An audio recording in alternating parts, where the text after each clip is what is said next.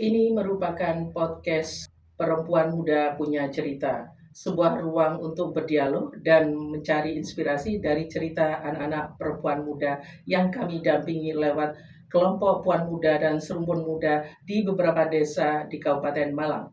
Ini merupakan media pembelajaran yang memberikan ruang mereka untuk berbagi pengalaman dan berbagi inspirasi di antara mereka. Rumpun percaya bahwa menggunakan media teknologi semacam ini merupakan bagian dari literasi digital sekaligus manfaatkannya secara bertanggung jawab. Ada banyak cerita kelompok puan muda yang bisa dijadikan contoh pembelajaran, baik yang negatif maupun positif, untuk menjadi perubahan bagi remaja-remaja yang lainnya dan menginspirasi untuk perubahan yang lebih luas di antara masyarakat di mana mereka tinggal. Kelompok Puan Muda adalah wadah bagi kelompok perempuan, terutama remaja perempuan, yang diinisiasi oleh Ruang Mitra Perempuan atau Rumpun untuk meningkatkan kepedulian, membentuk karakter, serta percaya diri bagi anak-anak muda agar dia lebih mengenal diri dan lingkungannya, serta yang lebih penting dia peduli kepada diri dan lingkungannya dalam rangka mempersiapkan dirinya untuk menjadi perempuan atau pemimpin perempuan di masa yang akan datang. Kelompok Puan Muda selama ini mendapatkan berbagai hal untuk peningkatan kapasitas dari Ruang Mitra Perempuan, baik pelatihan maupun pendampingan tematik. Program ini menjadi bagian dari program penguatan kepemimpinan perempuan muda di Kabupaten Malang yang didukung oleh Kedutaan Besar Irlandia untuk Indonesia. Hai kawan Puan Muda, selamat datang di podcast Puan Muda Punya Cerita. Jadi kali ini kita akan membahas tentang kesehatan remaja perempuan bersama narasumber Nadia Abroria dari Desa Purwoasri. Mbak Nadia, apa kabar? Alhamdulillah baik, Bu. Terima kasih sudah datang ya. Iya.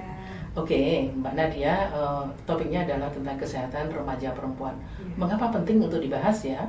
Karena bagi saya kesehatan mental para remaja perempuan ini masih kurang. Aha. Karena banyak yang mentalnya tidak sehat, karena emosionalnya kurang, terus banyak yang FOMO trending juga seperti itu. FOMO, Trending. apa itu maksudnya?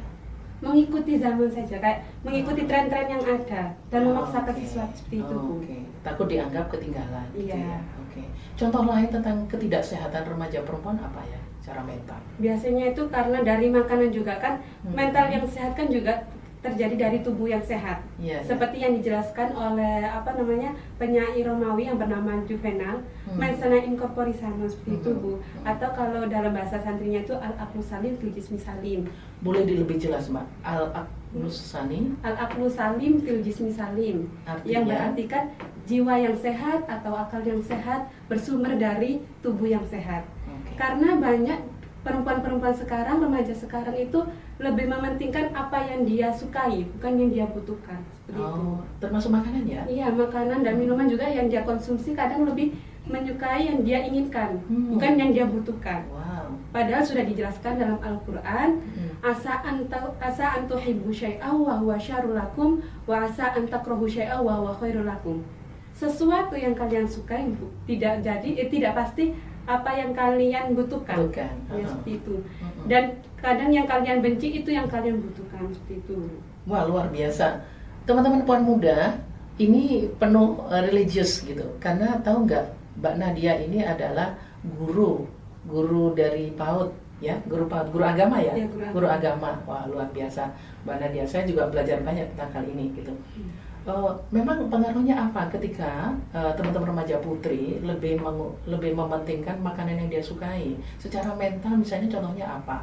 Misalnya gini Mbak Nadia, suka cilok gitu ya, gitu ya, karena teman kawan-kawannya beli itu yang lagi musim gitu. Nah, secara mental itu sebenarnya apa yang terpengaruh Mbak Nadia? Karena kalau kita FOMO trending, kita memaksakan sesuatu, itu kan juga tidak baik, Bu, untuk mental. Kayak seperti kalau misalkan kita tidak punya uang, terus karena kita FOMO ada beli sesuatu, hanya kita memaksakan sampai kita beli ke judi online atau yang pinjam-pinjam online seperti itu. Akhirnya kan kita depresi kalau misalkan kita nggak punya uang seperti itu, Bu. Iya. Itu yang bisa menyebabkan mental kita kurang sehat. Setuju. Nah, sekarang untuk spesifik pada remaja perempuan, seberapa jauh hal ini terjadi pada remaja perempuan misalnya dibandingkan dengan remaja laki-laki gitu? Seberapa jauh sebenarnya remaja perempuan lebih rentan pada hal-hal FOMO?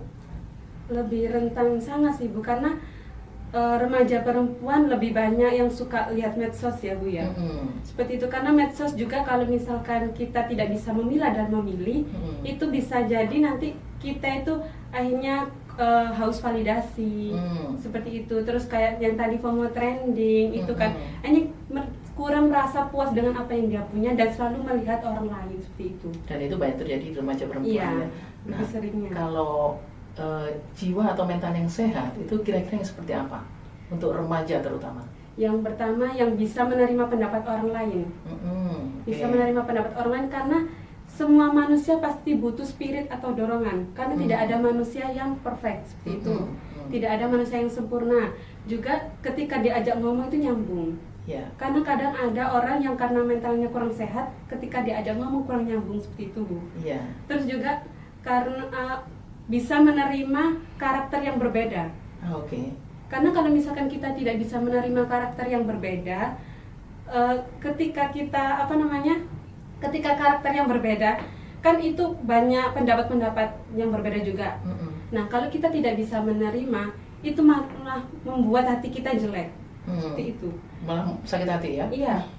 Padahal hanya beda pendapat ya? Iya, seperti itu. Iya, gitu. Kenapa itu harus kita perhatikan ya? Kenapa akhir-akhir ini apakah kesehatan mental remaja banyak masalah atau gimana ya, Mbak Nadia? Iya, karena sering-seringnya melihat medsos itu tadi, Bu ya. Jadi kayak kurang sehat gitu. Karena melihat orang lain di sekitarnya kan seperti itu. Berarti tidak mengenal diri sendiri. Iya, masih belum mengenal diri sendiri. Berarti salah satu indikator kesehatan remaja adalah mengenal diri sendiri ya. Itu yang disarankan oleh Mbak Nadia gitu. Oke, Mbak Nadia, salah satu contoh adalah kesehatan remaja perempuan itu adalah mengenal diri sendiri ya. Jadi tidak terpengaruh orang lain gitu ya. Bagaimana kita belajar ya agar kita paham tentang diri kita, kekurangan kita, kelebihan kita, gimana ya caranya?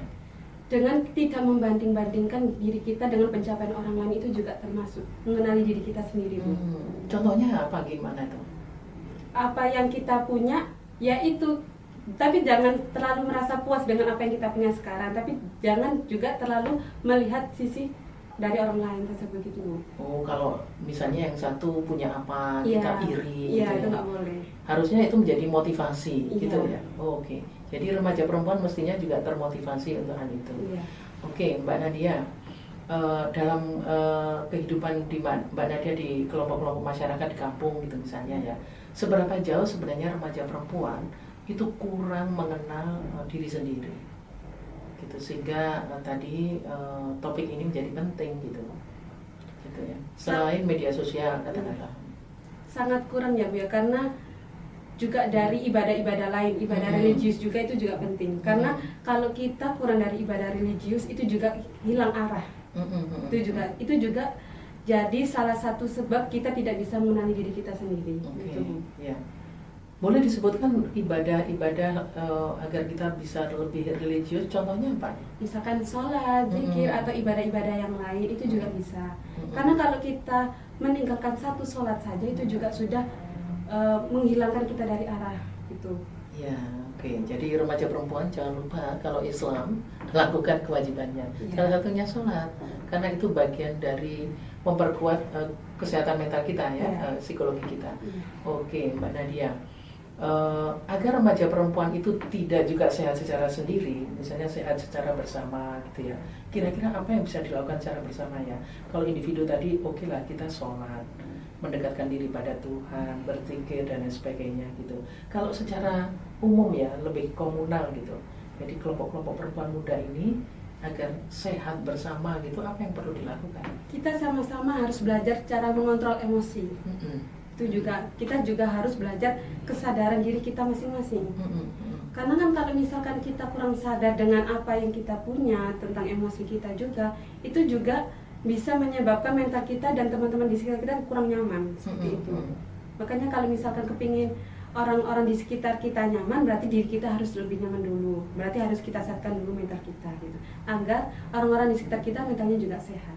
Oke, jadi jangan nyaman sendirian, tapi juga tahulah diri bahwa orang lain nyaman nggak dengan dirimu gitu ya. Iya. Oke, Mbak Nadia kan yang saya tahu Mbak Nadia terlibat juga dengan kelompok puan muda ya Iya. di desa Purwoasri.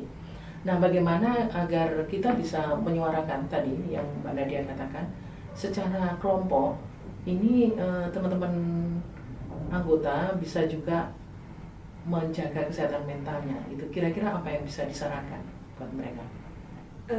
Pertama itu dulu, jangan terlalu fokus untuk membandingkan diri dengan orang lain, karena itu yang paling penting, Bu. Karena kalau kita sangat fokus, kita malah kehilangan diri kita sendiri, seperti itu. Terus yang kedua juga bisa mengontrol emosi dan pendapat orang lain harus bisa diterima. Oke. Kalau butuh dukungan orang lain, misalnya kan kadang-kadang butuh motivasi nih gitu ya. Siapa kira-kira orang yang paling tepat untuk bisa mendukung remaja perempuan agar mereka mengenali diri sendiri dan tidak sibuk membandingkan dengan orang lain? Kalau dari saya biasanya meminta motivasi itu kepada orang yang benar-benar sudah berpengalaman penuh.